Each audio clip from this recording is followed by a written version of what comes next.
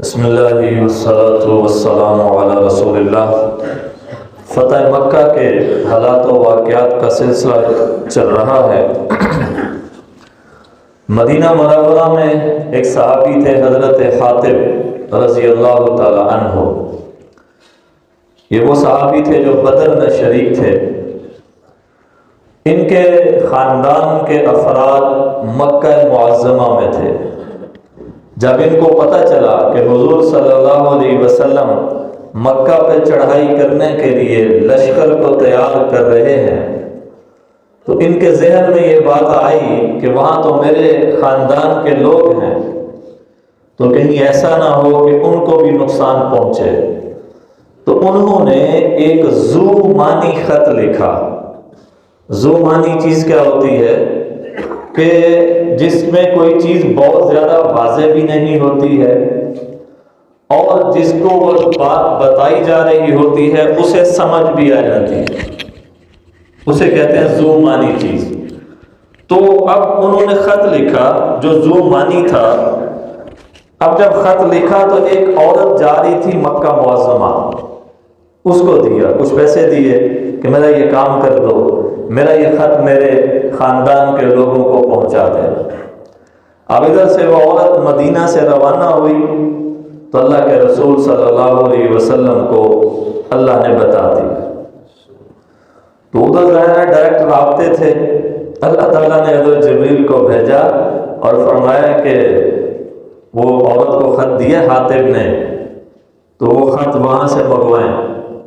حضور صلی اللہ علیہ وسلم نے حضرت علی رضی اللہ تعالی عنہ، آج 21 رمضان ہے، 21 رمضان حضرت علی رضی اللہ تعالی عنہ کی یوم شہادت بھی ہے، تو وہ حضرت علی کہ جو بچوں میں سب سے پہلے مسلمان ہوئے، 10 سال کی عمر میں مسلمان ہوئے، 10 سال کی عمر میں حضور نے قریش کی دعوت کی ان کو اسلام کا پیغام سنانے کے لیے۔ تو ابو لہب وغیرہ، ابو جہل وغیرہ سارے آئے، تو حضرت علی نے کھانے کا انتظام ان کے ذمہ تھا کہ آپ نے کھانا دینا ہے ان کو۔ اب جو ایک بکری ذبح کی گئی تھی، لوگ زیادہ ہو گئے، مجمع زیادہ ہو گیا، تو حضرت علی تھوڑے گھبرائے، بچے تھے، گھبرا گئے، بندے زیادہ ہیں، کھانا کہیں کم نہ پڑ جائے۔ حضور نے فرمایا تسلی رکھو، کچھ نہیں ہوتا۔ تو وہ تھوڑا جو کھانا تھا، 8 سے 10 افراد کا کھانا وہ 50 لوگوں نے کھا لیا۔ ہاں جی، سارے ہی سیر ہو گئے اور کھانا پھر بھی بچ گیا۔ اب حضور صلی اللہ علیہ وسلم کھانے کے بعد اپنی بات کرنے لگے تو ابو لہب جو تھا اس نے کیا کیا، اپنی چادر پکڑی ہوئی تھی، چادر پکڑی اور چادر جھاڑ کے کہنے لگا آج تو محمد نے ہمارے کھانے پہ بھی جادو کر دیا۔ تھوڑا سا کھانا تھا جو لایا گیا، اتنے آدمیوں نے کھا لیا، کھانا پھر بچ گیا، چلو یہاں سے نکلتے ہیں، سارے لوگوں کو ساتھ لیا، چلے گئے۔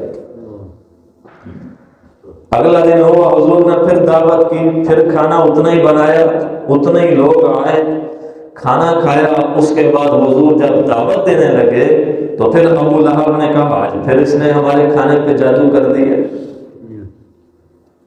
پھر اٹھا کے لے گیا۔ تیسرے دن پھر حضور نے دعوت کی، جب دعوت فرمائی حضور نے تو اب آپ صلی اللہ علیہ وسلم نے ابھی ان کا کھانا باقی تھا کہ اپنی بات شروع کر دی، تو پہلے کی طرح نہ ہو کہ کھانا کھا کے بھاگ جائیں۔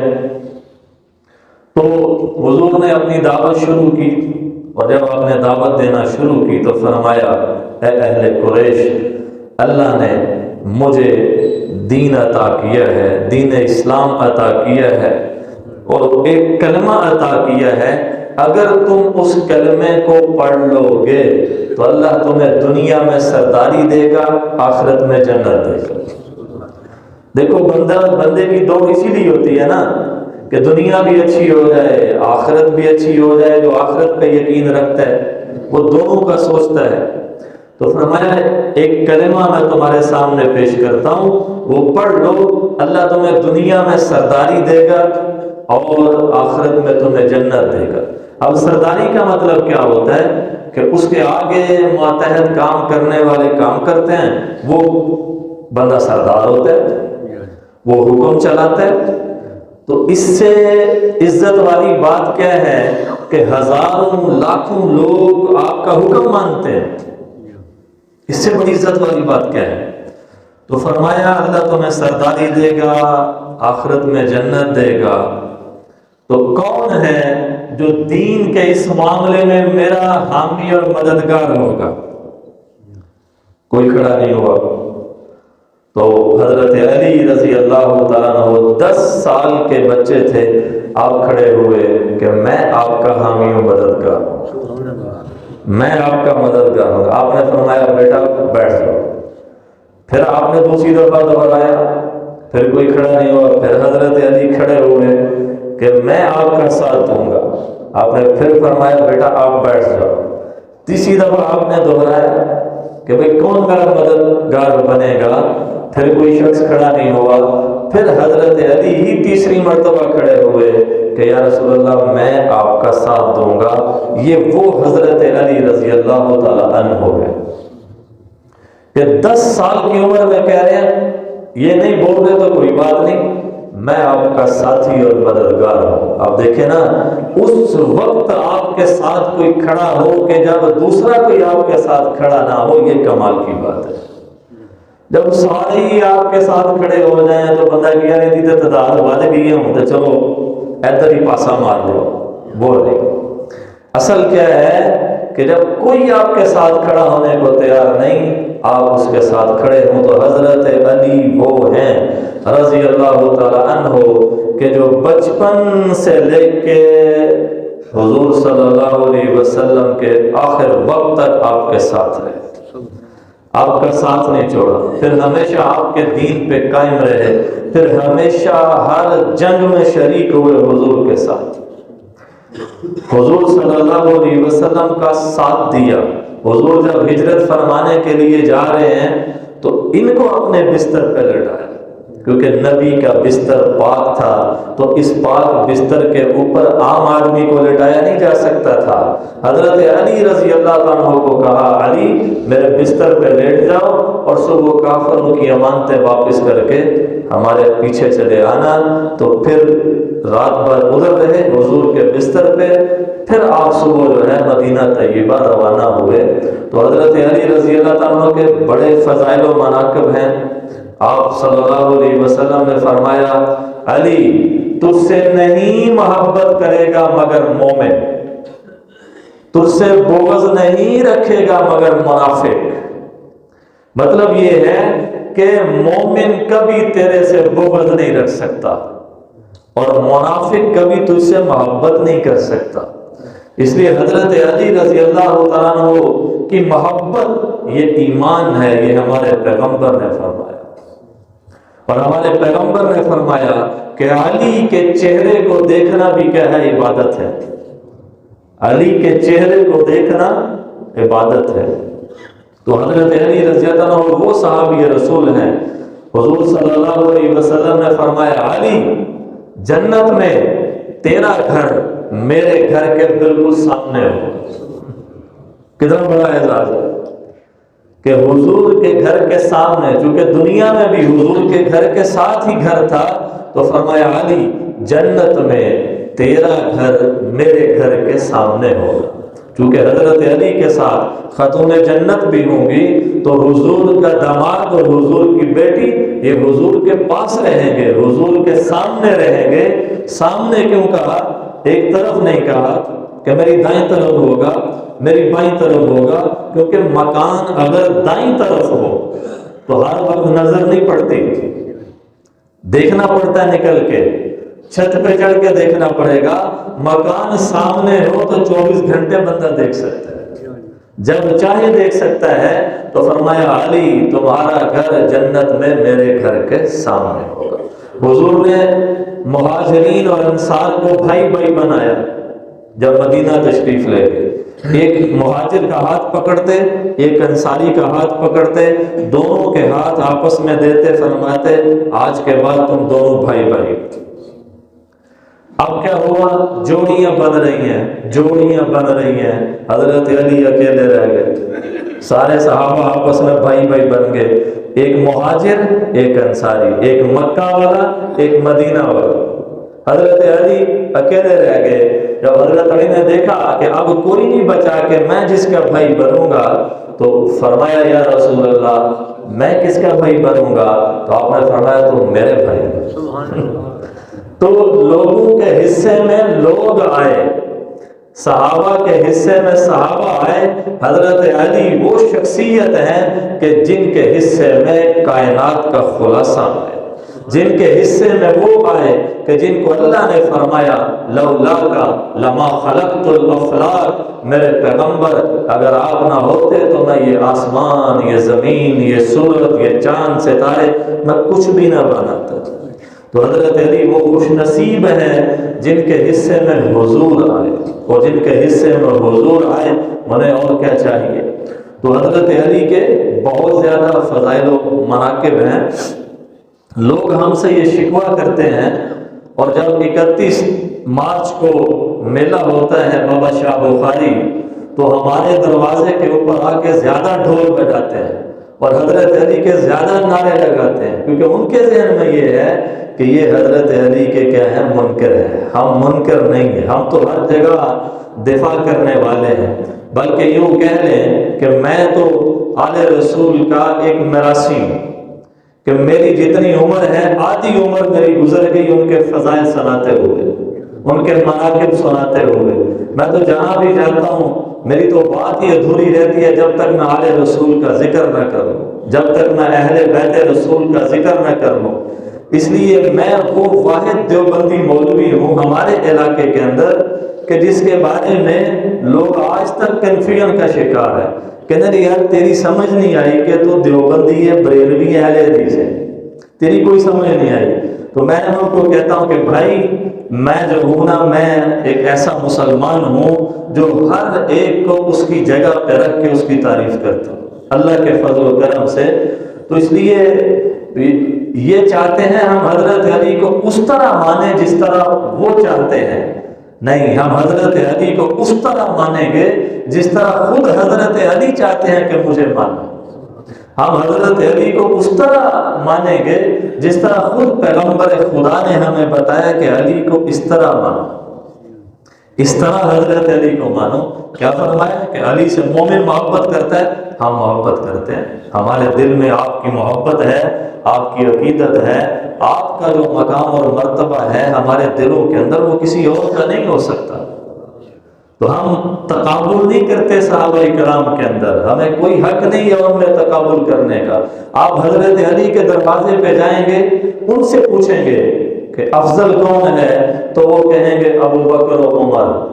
حضرت ابو بکر کے دروازے پہ جائیں گے، ان سے پوچھیں گے آپ افضل ہیں یا علی افضل ہیں، وہ کہیں گے علی افضل ہے۔ وہ تو آپس میں اس طرح ہے۔ حضرت عمر رضی اللہ تعالی عنہ، ان سے لوگ ملنے کے لیے بیٹھے ہوئے ہیں، ان کا بیٹے آئے عبداللہ ابن عمر، وہ بھی باہر بیٹھے اور پیغام بھیجا اندر کہ عبداللہ آپ کا بیٹا ملنے آیا۔ فرمایا اسے کہ وہ انتظار کرے، انتظار کرے۔ حضرت امام حسن رضی اللہ عنہ تشریف لائے حضرت عمر سے ملنے کے لیے۔ انہوں نے دیکھا کہ حضرت عمر کا بیٹا باہر بیٹھا ہوا ہے عبداللہ، انہوں نے پیغام ہی نہیں بھیجا، پیغام نہیں بھیجا کہ بیٹا باہر بیٹھا تو مجھے کیسے اجازت ملے گی، پیغام ہی نہیں بھیجا۔ شرما گئے، واپس جانے لگے۔ دربان نے فٹافٹ بتایا جا کے حضرت عمر کو حضرت امام حسن آئے تھے، واپس جا رہے ہیں ملے بغیر۔ حضرت عمر نے جوتے نہیں پہنے، ننگے پاؤں اپنے کمرے سے باہر بھاگ گئے۔ حضرت حسن کو جا کے پکڑ لیا، دربان کو نہیں کہا کہ جاؤ بلا کے لاؤ، خود باہر نکلے، جا کے آپ کو پکڑا اور آپ کو پکڑ کے کہا بیٹا آپ کدھر، واپس کیوں جا رہے ہو؟ تو وہ فرمانے لگے کہ حضور میں نے سوچا کہ آپ کا بیٹا باہر آپ کا انتظار کر رہے ہیں تو مجھے کیسے اجازت ملے گی۔ حضرت عمر کا جواب سنیں۔ حضرت عمر نے فرمایا کہ نہیں، وہ عمر کا بیٹا ہے، آپ علی اور فاطمہ کے بیٹے ہیں۔ ہاں، حضرت عمر کا جواب سنیں، آپ نے فرمایا کہ عبداللہ میرا بیٹا ہے اور آپ حضرت علی کے بیٹے ہیں، اور علی کے بیٹے اسی طرح افضل ہیں جس طرح علی عمر سے بہتر ہے۔ عبداللہ اپنی والدہ کا بیٹا ہے اور آپ حضرت فاطمہ کے بیٹے ہیں، اور حضرت فاطمہ آپ جو ہے میرے بیٹے سے اسی طرح افضل ہیں کہ جس طرح آپ کی والدہ محترمہ عبداللہ کی والدہ سے افضل اور بہتر ہے۔ آپ وہ نہیں ہیں کہ آپ کو واپس کیا جائے دروازے سے، آپ تو وہ ہیں کہ آپ کے لیے ہر وقت ہمارے دروازے کھلے ہیں۔ یہ ان لوگوں کی محبت کا عالم تھا۔ حضرت عبداللہ اور حضرت امام حسن، ان کی لڑائی ہو گئی آپس میں، ہم عمر تھے، نوک جھوک ہو گئی، ہو جاتا ہے، ایسا نہیں کہ نہیں ہوتا، ہو جاتا ہے۔ اب حضرت حسن شہزادے اور شہزادوں والی ان کی سوچ اور ہونی بھی چاہیے، اور ان کا ٹور اور دبدبا اور رعب، معذرت کے ساتھ حضرت امام حسین، تو حضرت امام حسین جو تھے ان کی طبیعت میں جلال تھا، تو وہ جناب بڑے باروق شخصیت کے مالک تھے۔ اب کیا ہوا، غصے میں آ کے حضرت عبداللہ کو فرمایا کہ جا جا میرے غلام کے بیٹے، جا جا میرے غلام کے بیٹے، ہاں جی یہ کہہ دیا۔ اب حضرت عبداللہ کے والد حضرت عمر کیا ہیں، امیر المومنین ہیں، 22.5 لاکھ مربع میل کے حکمران ہیں۔ پاکستان کا رقبہ 7,96,096 مربع کلومیٹر، میل بھی نہیں ہے، میل بڑا ہوتا ہے کلومیٹر سے، تو وہ 22.5 لاکھ مربع میل کے حکمران، ان کا صاحبزادہ تو کہے گا جناب ایسی کی تیسی۔ حضرت عبداللہ فوراً حضرت عمر کے پاس پہنچے اور کہا ابا جی حسین نے آپ کی گستاخی کی۔ کہا کیا کہا؟ کہا جی ہماری آپس میں نوک جھوک ہوئی تو حسین نے مجھے یہ بولا کہ جا جا میرے غلام کے بیٹے ہو تو، کہ یعنی آپ کو غلام بولا انہوں نے؟ کہا واقعتاً حسین نے بولا؟ جی بالکل بولا ہے۔ فرمایا جاؤ پھر شہزادے سے کہو ہمیں یہ لکھ دے، ہاں جی یہ ہمیں لکھ دے کہ عمر حضرت حسین کے غلام ہیں، یہ لکھ دے۔ حضرت عبداللہ کے کہا میرے والد کہہ رہے ہیں کہ اس چیز کو لکھ دو، تو وہ انہوں نے نہیں پوچھا کہ کیوں کہہ رہے ہیں، کوئی ثبوت چاہتے ہیں، کل کوئی عدالت میں کیس کرنا ہے تو گواہ ہونا چاہیے، گواہی ہونی چاہیے، پاس کوئی شہادت ہونی چاہیے، کوئی پروف ہونا چاہیے۔ وہ بڑے جوشیلے تھے، انہوں نے لکھ دیا۔ حضرت عمر رضی اللہ تعالیٰ عنہ کے پاس جب ان کا وہ لکھا ہوا جملہ آیا کہ عمر حسین کا غلام ہے، حضرت عمر نے آنکھوں سے لگایا اور فرمایا میرے بیٹے کل کو جب مجھے قبر میں اتارنا تو یہ ساتھ رکھ دینا، میں قیامت کے دن اللہ کے حضور اپنی حیثیت کو پیش کر دوں گا کہ میں کوئی عام آدمی نہیں ہوں، میں حضرت حسین کا غلام ہوں۔ بھائی ہم تو اس طرح مانتے ہیں، تو اس لیے ہمارے دروازوں پہ آ کے زور زور سے نعرہ حیدری لگانا، یہ آپ لوگ یعنی فضول کے لگا رہے ہو، ہم تو حضرت علی کے اور آل رسول کے چاہنے والے ہیں، اور فخریہ طور پہ کہتا ہوں الحمدللہ ہم آل رسول کے، میں آل رسول کا میراثی ہوں کہ ان کے فضائل سناتا ہوں، ورنہ آپ کیا دیتے ہیں، کیا دے سکتے ہیں آپ؟ اگر آپ کو حضور کی ایک حدیث سنائی جائے اس کا آپ کتنا معاوضہ دے سکتے ہیں؟ دے سکتے ہیں؟ کوئی بھی مسلمان مجھے بتا دے قرآن کی ایک آیت کا وہ معاوضہ دے سکتا ہے؟